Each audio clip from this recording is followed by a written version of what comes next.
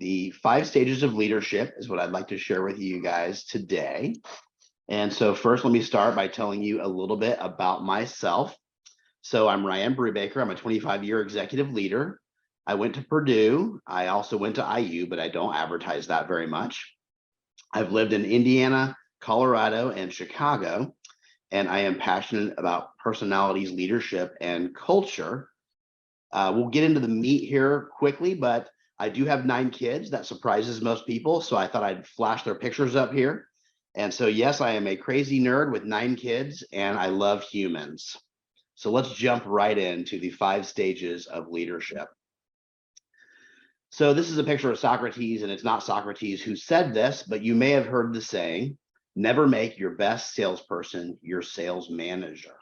I actually Googled it, and this saying has been around since at least the 1950s, but I don't know who said it, but you may have heard it before. Why would someone say never make your best salesperson your sales manager? Well, let's think about that for a minute. What does a salesperson do? They guide conversations, they handle objections, they attempt to close the sale, and then they ultimately make the sale. And what does a sales manager do? They coach, they measure, they motivate, they get work done through others, right? Their goal is to scale. So these are 2 completely different sets of skills. And so I want to present another saying that I've coined, which is really, you should never make the best of whatever it is, software engineer, developer, your software engineering manager, or the accountant, your very best accountant doesn't necessarily make your best controller. So the idea there, hopefully it makes sense. It doesn't just apply to salespeople. There's a different set of skills for leading and managing people than there are for doing the frontline work that you normally do. And so here we are at this presentation though, and you're saying, but Ryan, I did it. I got promoted. I am a manager now. I am a team leader. And so you're telling me there's this different set of skills that I need. And so help me understand that. And that's my goal today. So I'm glad you joined me here where we can talk through the 5 stages of leadership. So first, let's just describe them. Denial, anger, bargaining, depression, and finally acceptance. And right now you're looking at this slide and you're saying, wait, Ryan, that's the 5 stages of grief. Yes, it is. This is the 5 stages of grief, but we are applying it to the 5 stages of leadership because I think leaders go through the exact same stages. While we're on these topics, though, we're going to talk about some different things. So I'm going to talk about personality types when we talk about denial. When we talk about anger, I'll talk about ways to assign work and lead your team, leadership styles. Then I'm going to move into the gears of influence when we talk about bargaining. And then when we discuss depression, we're going to talk about imposter syndrome. And lastly, when we discuss acceptance, we'll talk through some leadership principles. So let's dive right in to denial. What does denial look like as a new manager? Okay, you just got promoted. You just got the announcement put out on Slack or Teams or wherever that you're the new manager. And you're thinking to yourself, you know what? They won't even know I'm a manager. I'm still going to be their best friend. Nothing will change in how we relate. Can you relate to this? Can you picture that in your mind when you were first made a manager, that you thought, I'm going to be their friend. Nothing will change at all. I was one of them. It'll be the same. So that's what denial looks like as a new manager. So as we talk about denial and we think about being in denial, let's start talking about getting to know your team. Personality types are a fantastic way to get to know your team, to really think about the fact that every person is different and unique and brings their own value. So first, you just have to recognize that. Recognize that everyone is completely different and bring their own unique skills and personalities to the table. To do that well, you really need to know yourself.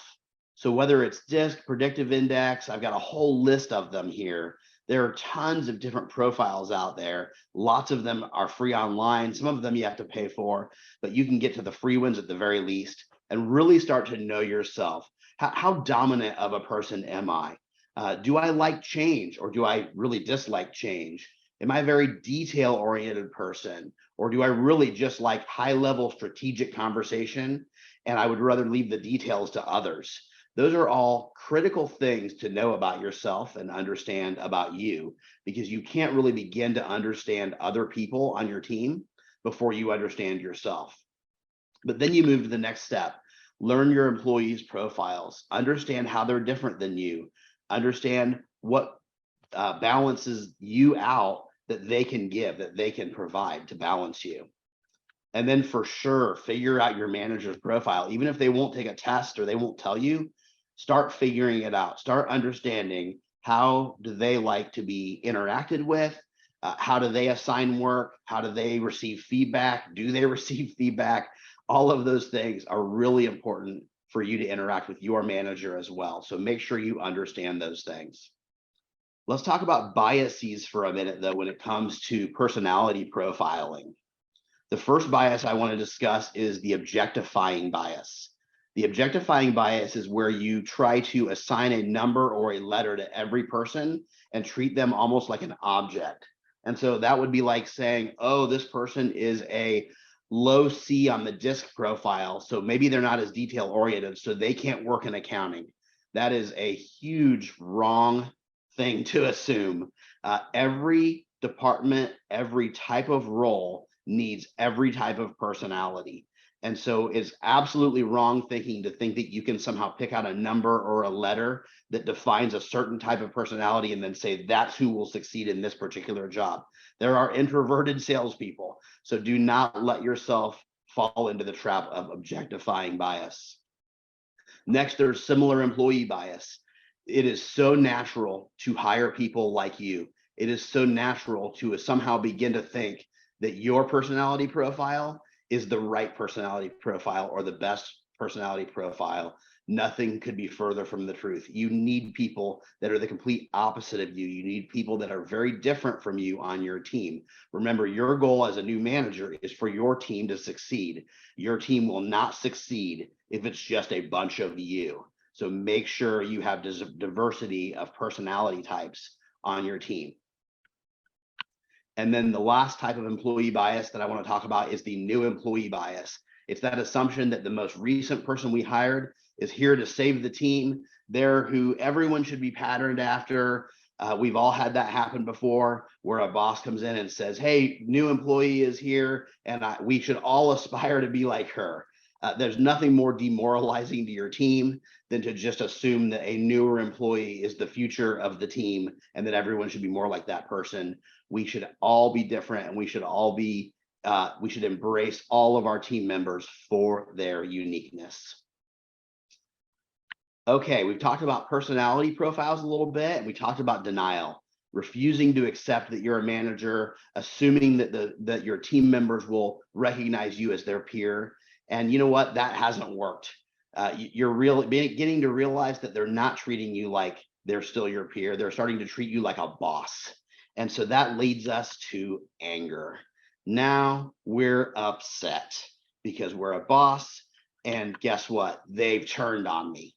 They're no longer treating me like I'm their colleague. They're treating me like I'm the boss. Don't they realize that nothing has changed? I mean, I walk up to the water cooler now, and all of a sudden they stop talking when they used to invite me into the water cooler talk. How dare they? I'm fighting for them. I'm still one of them. And then lastly, they are so ungrateful. I'm so misunderstood. I can't believe they're doing this to me. That is now, you have now entered the anger phase of being a new manager or leader.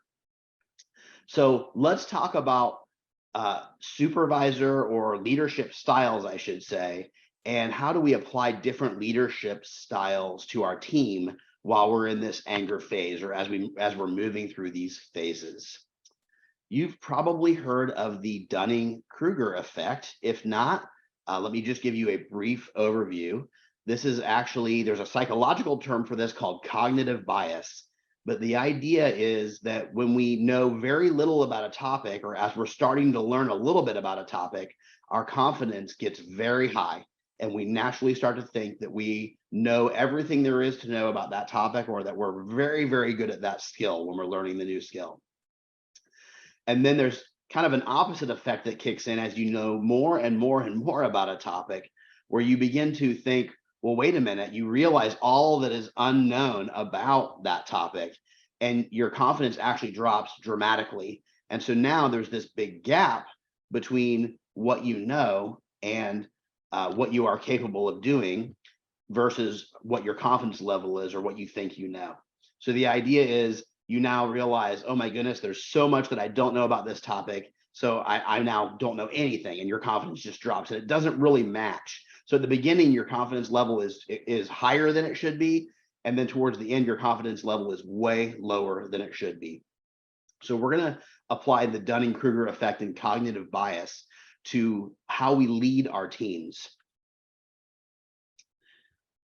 So we're going to start, and we're going to apply it based on, do they know what they're talking about?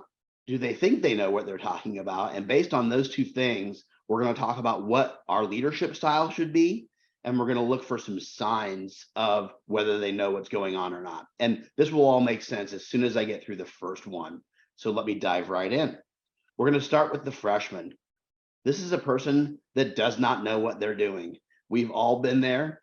We've been there at different times in our lives. Maybe we take up a new hobby, even though we're older, and we're now all of a sudden in this situation where we have no idea what we're doing. We know that we don't know what we're doing, or they know that they don't know what they're doing in this scenario, the freshman. So they don't know what they're doing. They know that they don't know what they're doing. What leadership style should we apply for this person? And the answer is the teacher. We need to take on the role of a teacher. We need to teach people who don't know what they're doing, and they know they don't know what they're doing. This is really easy to think of as an example of somebody who's like fresh out of school or fresh new on the job. But it can apply to anyone, and we'll talk about that a little bit more in just a minute. What are some signs that someone is in this stage? What are some signs that they don't know what they're doing, and they know they don't know what they're doing? Sometimes it can actually look like obstinance or procrastination. So maybe you've given someone a task and you gave them 2 weeks to do it, and it's now been almost the 2 weeks, and the time is almost up, and you're thinking to yourself, man, maybe this person's just a procrastinator. Maybe they don't really start things on time. Or maybe they're just refusing to do what they're supposed to be doing, or what I asked them to do.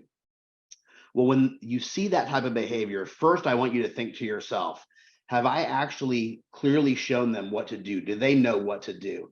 I remember early in my career, numerous times where I would sit down and the boss would say, hey, I want you to go off, and by the end of this week, I want you to give me X, and they would name something. But I could tell they had something in their mind that they had in mind as like the output, but they weren't telling me what it was. And so I was terrified that I was going to deliver something that wasn't at all what they wanted, or I was nervous that I didn't even know how to start. And yet clearly they're talking as if I should just know what it is that they need. So that can look like obstinance or procrastination. So if you see those behaviors, ask yourself as a leader, does this person just need to be taught? Do they just not know what to do? Do they not know how to begin? So the sophomore is someone who does not know what they're doing yet, but they think they know what they're doing. This is where that Dunning-Kruger effect really starts to kick in. Their confidence is way higher than it should be because they think they know what's going on, when in reality, they're just starting to scratch the surface on what they're doing. So the leadership style you want to apply in this case is to supervise. That's where you're going to inspect their work more regularly. You might assign a team lead or someone to check up on them more regularly. You might show up to one of their stand-ups to just see where things are going with their work, because they think they've got it going on and they really don't yet. What are some signs of this? If somebody comes across as arrogant, if they hoard information, they seem like they don't want to share or be transparent about what they're working on, it could be because they're being very sophomoric. It can also just look like laziness. They're just not really trying very hard. And when in reality, it's because they're just in this kind of sophomoric world where they feel like they've got it. I can wait till the last minute and just knock it out.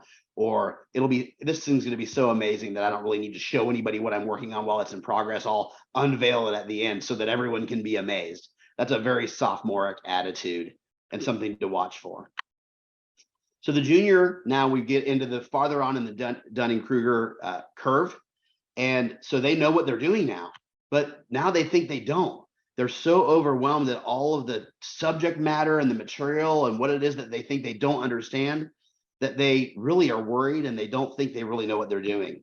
And so really you need to be a leadership style, or you need to be a coach in this role. That's where you're standing on the sideline and you're saying, you've got this. They're asking you to see their work and you're looking at it, but you're saying, hey, I don't even need all of these check-ins because you're really doing a great job. You really know what you're doing. You need to really remind them that you're there for them, but that they don't need you because they know what they're doing. And this can actually come through as depression or seeking reassurance. They might be seeking reassurance a lot, and you just need to remind them, hey, your work product is great. You really do know this subject matter. You're good to go. You don't have to check in with me as often. But it could also be that they're not seeking reassurance at all, and they're just kind of going dark. And so you do need to think through, is that procrastination? Is that laziness? Or is that just depression and they're actually in this junior mode? And then lastly, you know what this is going to say? It's the senior. They know what they're doing. They know what they're doing. And these are the people that you delegate to. These are the people that you just take stuff, let them take stuff off your plate. They run with it.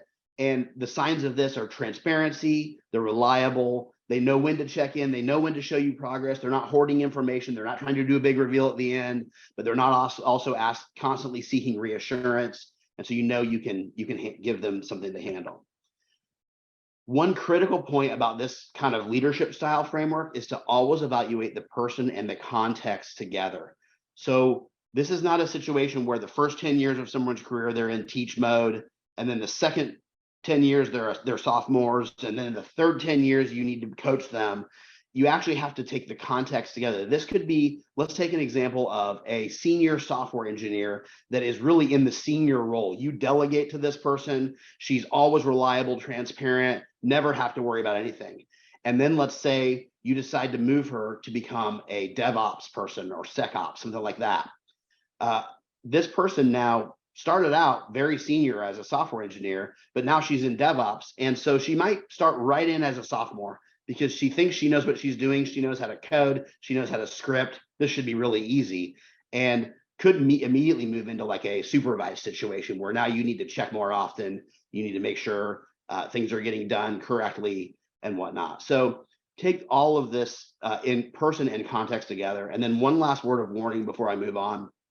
The number of people that I've seen written up because of a misunderstanding of this chart, I've seen it numerous times in my career. Somebody writes somebody up for being obstinate. Oh, this person's insubordinate. I'm writing them up. I'm putting them on a 90-day performance plan. When in reality, is it possible that you as the leader did not give them any vision for what the actual output is of what you're asking for? So the person's terrified to tell you that they don't really know how to start or don't really know how to figure out what you're looking for. And then likewise, I've seen people written up for being, very junior, and they actually know what they're doing, but they're constantly seeking reassurance. And so you're treating them like a freshman, and you're saying, hey, you're not, you're asking for too much reassurance. I should be able to delegate to you. Why can't I just give this to you and have you go off and take care of it? So I would just really encourage you to think through this framework. I'm not by any means saying there aren't people who need to be written up or in trouble, but think through this framework first before you go through that exercise and see if maybe you as a leader are not managing them correctly before you write them up. Okay, so we've processed through all of the anger and we're ticked at them for not accepting that we're still one of them and they're treating us like a boss. So we're really mad. But now we've moved on to the next stage, which is bargaining. So what does it look like when you start to bargain as a manager and try to convince yourself that you're going to make it work? You tell yourself, I'll spend my weekends coding, or I'll still be in all the design sessions and retros. I'll friend all my team members on social media. That's what bargaining looks like. You start to try to convince yourself that you can do it all. You're going to do the frontline work and you're going to be their manager. And then they'll really start to see and understand that you're not a boss, and they'll accept you to be one of their peers. So within bargaining, I want to talk about this concept called the gears of influence. And I don't know how many of you had this set of gears as a kid. I did. I loved it. It was a blast. But if you have not played with these gears, let me try to describe them for you. What you would do is you would take a board and you would connect all of the gears together, and then one of the gears has a handle on it. And so what you would do is then you would turn the gear with the one handle, and that gear would turn all of the other gears. And it was fun and mesmerizing and exciting. And so I want to take you through an illustration that describes you and your impact with the company that you're at. And you are the gear with the handle. You're the one gear that's turning, and the goal is to impact the organization as greatly as possible by turning other gears. So let me define some terms first. Here we go. The first term we're going to talk about is influence, the capacity to have an effect on the character, development, or behavior of someone or something. The next term is leverage, the exertion of force by means of a lever or an object used in the manner of a lever. And then lastly, we're going to talk about authority, the power or right to give orders, make decisions, and enforce obedience. That's always fun, having the authority to enforce obedience. Okay, so we're going to apply these three terms in an org chart. But first, let's look at the org chart. Here's our sample org chart. There are 13 people on this org chart, and you are one of them. And I turned this org chart into a stack of the gears from our gears of influence. How cool is that? Check out what I did there. That's some massive PowerPoint skills right there for you. Okay, anyway, so you are one of these gears. And so let's apply this idea to you. Let's say you are this person right here in the yellow or gold. You are this gold wheel, and you are a frontline person. Let's just say you're a software engineer. And you're on the team, you've been on the team for years. And so what is your ability to impact the organization? Well, you have your own work, right? There's the work that you do for the company, and it's awesome. I'm sure it's awesome. You can also convince someone that you work with to do something, and that's an exercise in influence. That's where you're exercising your influence. So I'm just going to make up an example. Let's say you found that you're using this new screenshotting tool that really helps you display stuff in your stand-ups. And so you tell your coworker, hey, I found this really awesome free screenshotting tool. You should use it. And they say, wow, that's really cool. I checked it out. I'm going to use it too. So now you've impacted two people in the organization, you and this other person, using your influence. But you have another tool at your disposal, and that's working up to your boss. And that's called leverage. Because if you convince your boss, in this example, you convince your boss to use this new screen sharing tool or screenshotting tool, then now your boss can use his or her authority to apply that down. And so now you indirectly affected the rest of your team. You used leverage against your boss. And now there have been 4 people impacted by you. That's awesome. I would highly encourage you, if you're not a manager today, to think about what you do, but also think about how you can use influence to influence your team members, your peers, and then also how you can use leverage in the company by influencing your boss and then creating more impact for the organization. But hey, congratulations, you got promoted. And this is you now. You're now the gold gear at the top of this team. And so you have this new tool at your disposal called authority.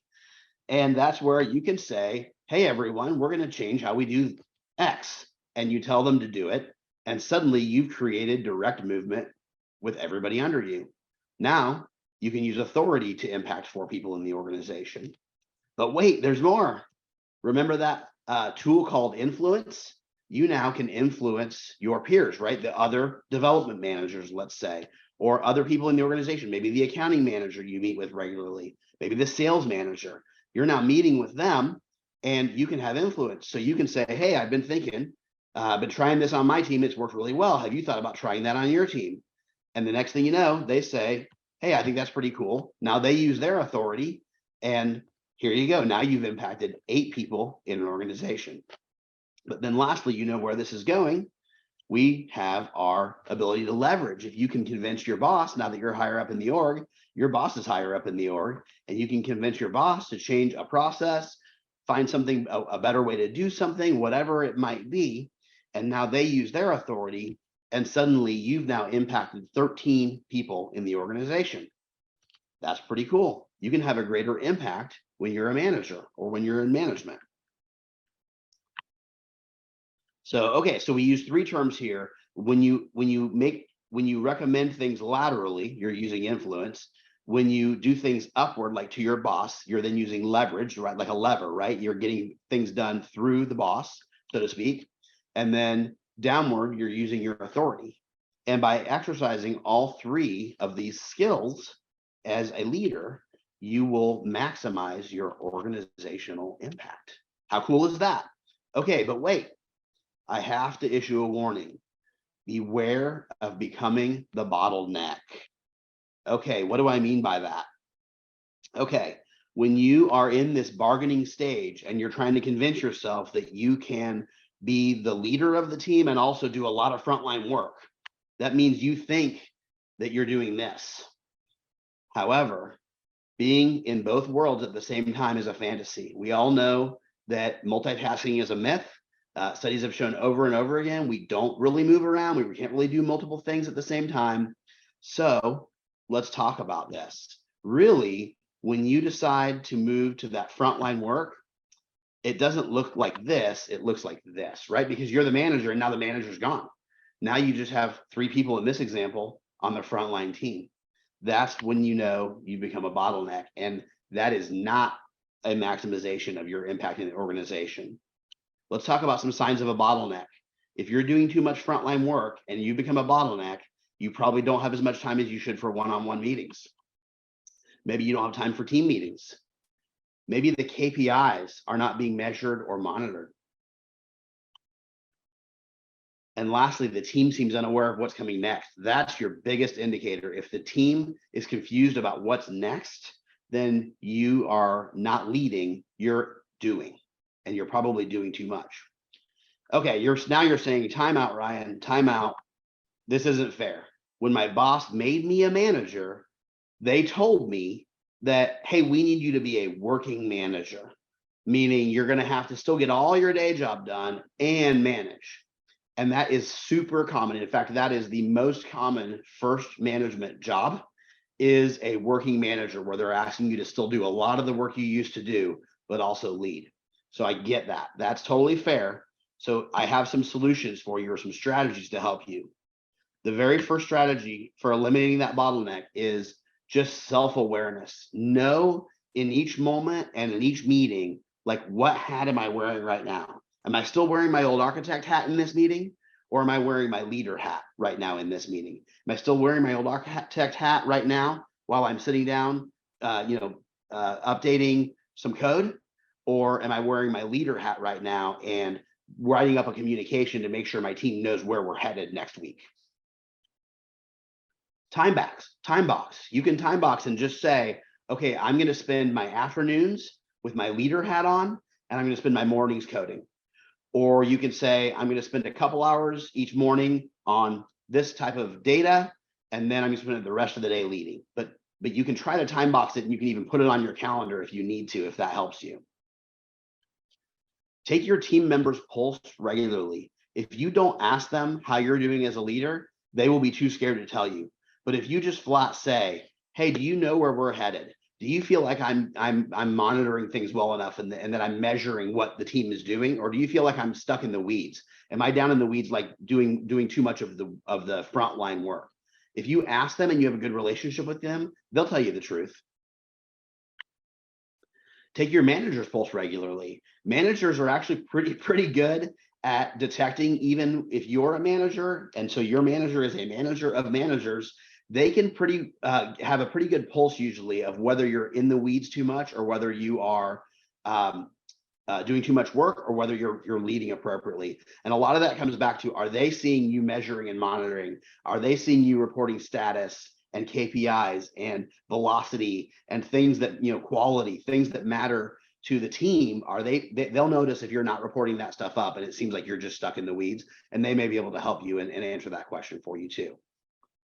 Because I want you to come away today remembering that the bottleneck best case scenario is you're impacting 2 or 3 people in the organization. And remember, the best case scenario in the manager, best case scenario is you're influencing 14 people in this example. So you have a much greater impact when you're wearing your manager hat. So keep an eye on that. Make sure you're not becoming the bottleneck. Okay, we've talked about denial, anger, and bargaining. And so you've gotten through all of those. You started out saying they won't even notice that I'm their boss. I'll just be one of them. Then you move to anger because they're starting to treat you like a boss and you're ticked about that. And that's not fair because you don't want to be a boss. You want to be one of them.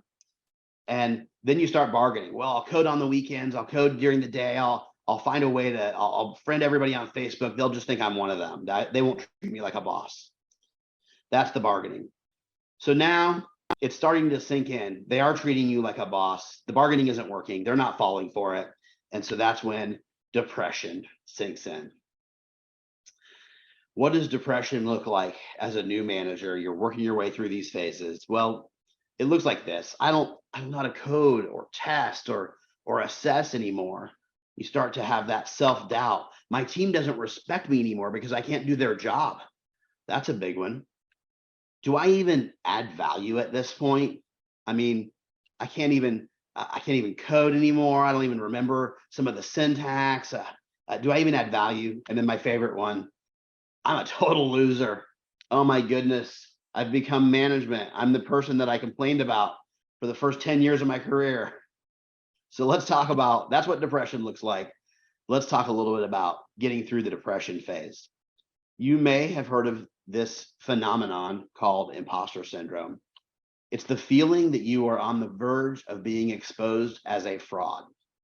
It's actually extremely common in high achieving individuals. It affects both men and women equally.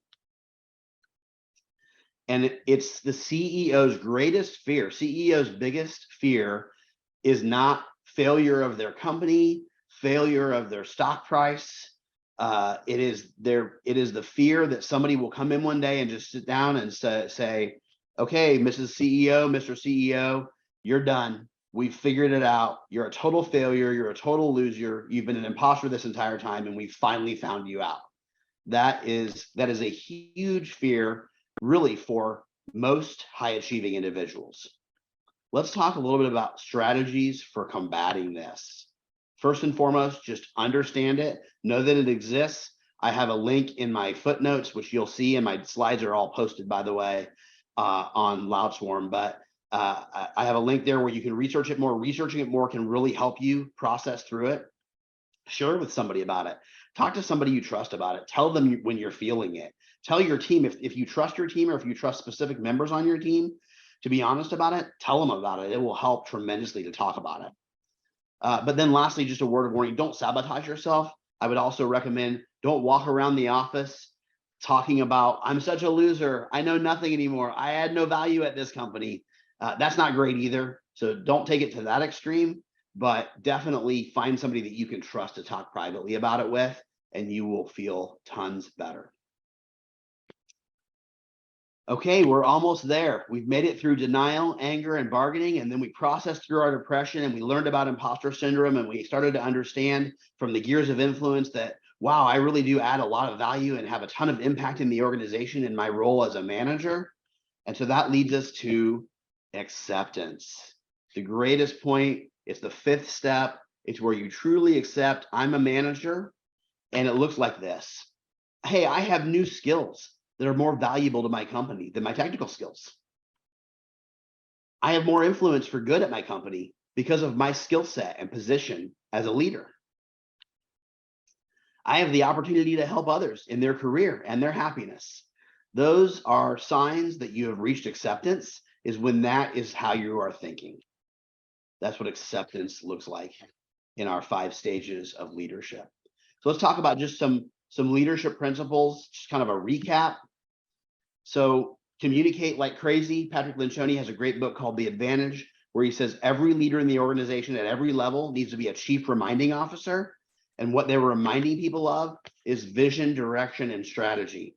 Constantly reminding people, what is it, tell people 7 times in 7 different ways if you really want to communicate something clearly. That includes cascading communication, cascading down through leadership from the top down at the company. Make sure your team understands the vision, direction, and strategy. Be a roadblock remover, but not a traffic cop. What do I mean by that? I love to tell my teams, if you have a problem where you're not getting something from someone else in the company, you need some information, you need a question answered, and you can't seem to get it answered, that's when you come to me. I want to remove those roadblocks from you. When you're stuck and you can't go any farther, obviously you should try to resolve conflicts and things yourself as to the best of your ability. But if for some reason you can't, come to me, say, I have a roadblock, Ryan, and I will try my best to help you. As a leader, though, it's critical that you not become a traffic cop, that you're not actually standing there in the weeds directing, okay, work on this afternoon and do this tomorrow. And right, well, you need to give people purpose and autonomy and mastery. They need to be able to actually do their job. So don't step in as a new leader and become a traffic cop, but you do need to be there to support your team by removing roadblocks when they need that help. But don't step in on your own and decide when they need help for them. That's starting to make you a traffic cop. That's micromanagement. Remember to provide the right leadership in the right moment. Use that correct style. Figure out whether this person needs to be supervised right now because they're being a sophomore, or whether you can just delegate stuff to them because they're transparent, they're reliable, they're going to go get it done and come back when it's done. Maybe they need coaching because they're just down on themselves. Maybe they're struggling with imposter syndrome. So you need to just coach them through it and help them and applaud them and give them a pat on the back and some public praise. Or maybe it's a teaching situation where you feel like they're failing and they're letting you down, but really you're letting them down because they really need training or instruction on what it is that you're trying to get. Don't forget, in this scenario, person and context means everything. So somebody who's been a senior and you can delegate to for years, if they're taking on a new project or a new task, make sure to evaluate in that particular situation, what are they? And then make sure you match your leadership style accordingly. Wear the right hat at the right time. We just talked about that. Make sure you're not in a bottleneck. Make sure you're having plenty of time where you can really be a leader and you're not stuck in the weeds. Invest in your people. Be that roadblock remover, but not the traffic cop. Know your personality profile and the profiles of those around you. That's absolutely critical. I can't preach that enough, that you will really enjoy being with people more if you realize that they're different than you, and maybe that rubbed you the wrong way before, and then you start to really understand their personality and you say, actually, I love that they're different than me because I need that type of perspective. So there you have it. Denial. We talked about personality types. We went through anger and talked about assigning work. We went through bargaining and talked through the gears of influence. We discussed depression and talked a little bit about imposter syndrome. And then lastly, we got to that final stage of acceptance, that we accept that we're a manager and we're a leader. And we talked a little bit about some leadership principles there in summary. And I'll leave you with one last thing, which is to remember that you have the greatest impact in your new role as a manager when you reach acceptance.